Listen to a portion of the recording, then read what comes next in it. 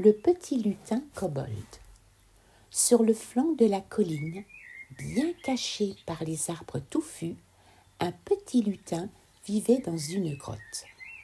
Il aimait la liberté, cette nature juste à portée de main, et la simplicité qui renforçait l'authenticité de la vraie vie.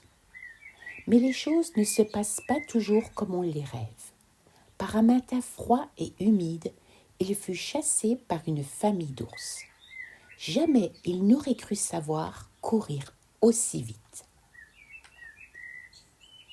Il n'eut pas le choix que de se trouver rapidement un logis. Ses pas le portèrent donc vers la ville, celle qu'il appelait l'araignée géante. Il l'étouffait entre toutes ces maisons, accolées les unes aux autres. Les nombreuses voitures l'affolaient, et en plus, ça ne sentait pas bon. Il n'y avait pas d'arbres ou peu, pas de larges prairies, pas de ruisseaux serpentant joyeusement les collines avec leurs eaux argentées et pures. Parfois, certaines demeures possédaient un potager, et là le lutin se sentait renaître. Il sonna chez Poppy qui fut très surpris, mais ne dit rien. Il s'installa dans sa maison, pas trop fier et mal à l'aise. L'espace lui manquait, les prés, les sapins et les senteurs de la nature. Au fil des semaines, pour tromper l'ennui, Kobold se mit à regarder par la fenêtre. Il avait repéré un nid de moineaux sous l'avancée d'un toit. Le printemps est bien là, pensa-t-il, nostalgique de sa vie d'avant. Il évitait d'y penser car son cœur se serrait trop fort et il regrettait de n'avoir jamais rien anticipé. Il aimait les va-et-vient des oiseaux pour nourrir leurs petits et les joyeux pépiments. Un matin, alors qu'il scrutait les moineaux, il vit une pie s'introduire dans le nid. Des plumes volèrent et les cris jaillirent. Ahuri et déçu, il ne put que constater que l'oiseau noir avait pris possession du nid. Culpabilité inexistante, elle mena rapidement joyeuse vie. Il se rendit compte que de plus en plus souvent, elle rentrait fortement chargée. Il comprit vite que c'était son butin. Plus les mois passaient et plus elle prenait de la place. L'autorité de l'oiseau noir, sa méchanceté et son sans-gêne indisposèrent et attristèrent Kobold, qui pourtant n'était que spectateur de cette intrusion.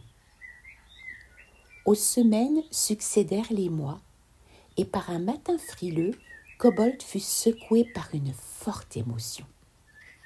Têtu sur ses objectifs démesurés et voulant avancer vite dans sa folie, Lapi jeta hors du nid, sans l'once d'un remords et sans un regard, les occupants légitimes.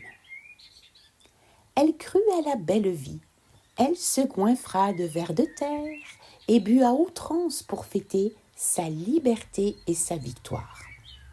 Elle ne sortit plus trop du nid, préférant se vautrer dans la paille et les feuilles de noyer.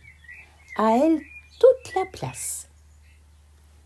Il fallut peu de temps pour que l'oiseau noir s'ennuie fermement. Personne à commander ou à rabaisser, personne pour l'admirer et surtout plus rien à prendre à autrui. Alors sa vie lui parut grise, vide, et elle déchanta. Lapi aimait avoir un public pour se vanter et surtout profiter d'eux. Je suis une pie royale et je mérite mieux, voire tout. Une ombre passa devant la fenêtre où Kobold épiait Lapi. Il la vit partir le bec de travers et il sut tout de suite qu'elle allait se chercher de nouvelles proies. Mais comment peut-on aimer une vie pareille, stérile et faite que de profits mal acquis? Kobold se promit de ne jamais ressembler à Lapi, l'oiseau noir qui n'apporte rien. Dans les saisons qui suivirent, Poppy fut très fière de l'avancée du lutin. Ayant compris quelques leçons, il s'était pris en main pour s'assumer pleinement.